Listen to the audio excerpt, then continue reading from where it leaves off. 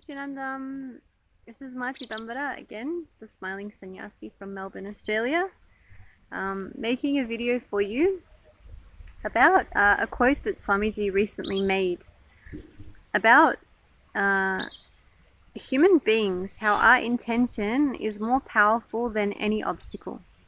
So I just wanted to make a really quick video about that. So I've faced in my life many obstacles, particularly when it comes to manifesting a reality or manifesting something that I want for myself. The most recent would have to be manifesting this life of sannyas, which I know might sound like, how difficult can it be to become a monk? But when you're living in the regular kind of a Maya matrix with so many things tying you there, it can be trickier than perceived. I'm sure for some people, I mean, we all manifest different realities, right? So for me, this was something that I had kind of a few obstacles that I had to face in getting here. And the one thing that I wanted to share with you all is that Swamiji often talks about this will persistence. We like in the West, I suppose, and maybe not just in the West, but universally, we speak of willpower rather than will persistence. And I know my perception of willpower used to be that, for example, if I'm dieting and I want to lose weight, willpower for me was, I'll give something a really good shot, and then if I fail, well, I kind of suck because I didn't have enough strength behind my conviction or strength behind what I wanted to do.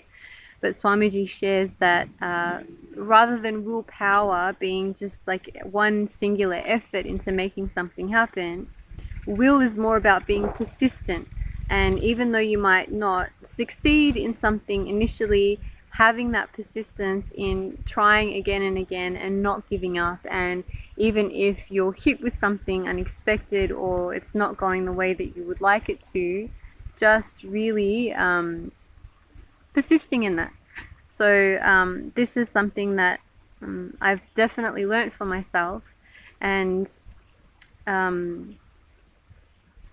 another thing that I wanted to share with you all when it comes to manifesting your reality, a lot of the times now, especially as a sannyasi as opposed to how I used to operate before, I suppose I don't know how to verbalize this, as I'm becoming more conscious rather than operating in an unconscious way, there's a trust which has kind of come into play in my being, where I just know that my consciousness is equipped to take care of situations for me, even if I can't mentally grasp how it's going to happen. So this has presented itself for me a few times recently where I've had to manifest something for myself with limited means or not having a clear solution as to, or direction as to how I need to make something happen. So even though I'm not able to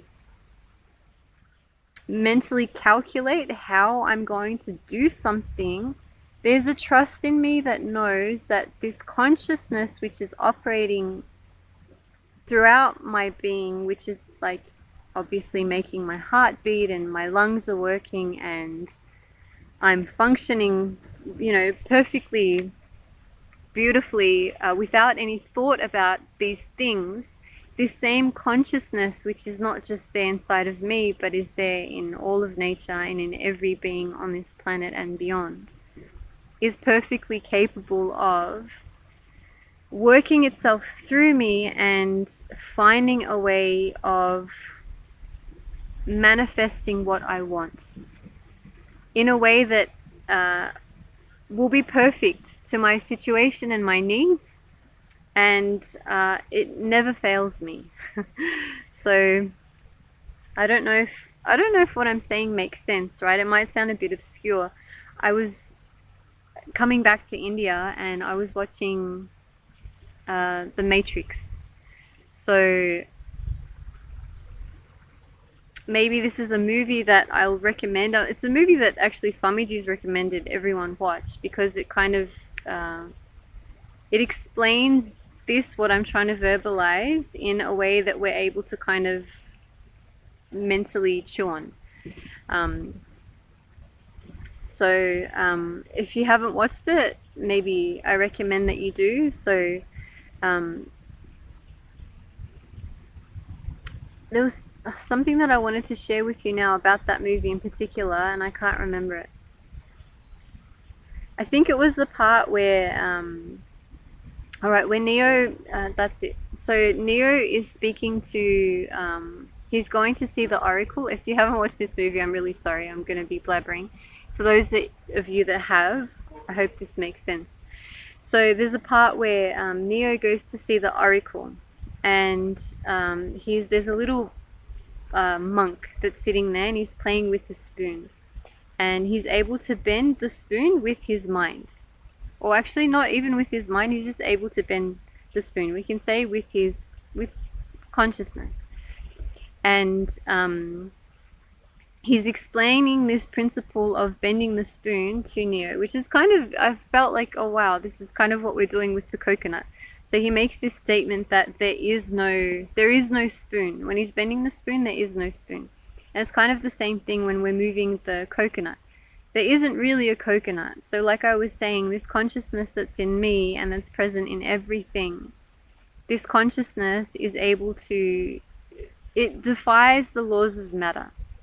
So in the same way, when I'm ever trying to manifest something, I kind of just rely on knowing that matter as I perceive it isn't necessarily that. It's consciousness which is presenting itself in a way that's visible to me. And it's actually more a projection of my mind, more so than anything else. So this is kind of an obscure video. This is like an abstract thing that I'm talking about. I don't know. Anyhow, let me verbalize this and leave it for those that are meant to see it and meant to come across it. And on that note also, I would like to invite you all for an experience of this conscious breakthrough yourself. We have a workshop coming up on the 29th of October, which is a free workshop. It'll be from 7 p.m. till midnight, I think, Indian Standard Time. I don't know what that translates to wherever you are in the world. But I would like to invite you all for this program, free program, and then obviously for all of you to Mahasadashivoham, which is happening this December here in Bengaluru Adinam. So again, if you're watching this, it's not a coincidence. That consciousness inside of you is waking up to itself. It's seeking for itself. It's looking for something greater than the existence that it knows in whatever it is, wherever you are. And it's just waiting to express itself, and it's waiting for the right channel to understand what it is and the nature of this universe. And you will gain that understanding through Swamiji, through his teachings, through his workshops, his initiations. I can say that as a sincere seeker, which has been looking for the same thing myself, that was never able to truly find it in any of the books or videos or whatever it was that I was looking through. It wasn't until I found Swamiji that I felt like, oh wow, yes, finally I'm hearing the things and I'm understanding the things that I've been like seeking for from as long as I can remember. So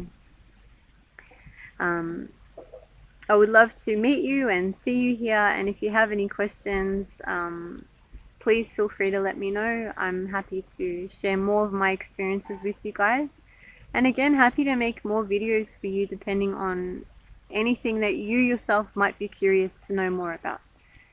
So on that note, I'll leave you, and I will be making more videos for you all again very soon. So thank you all, wherever you are.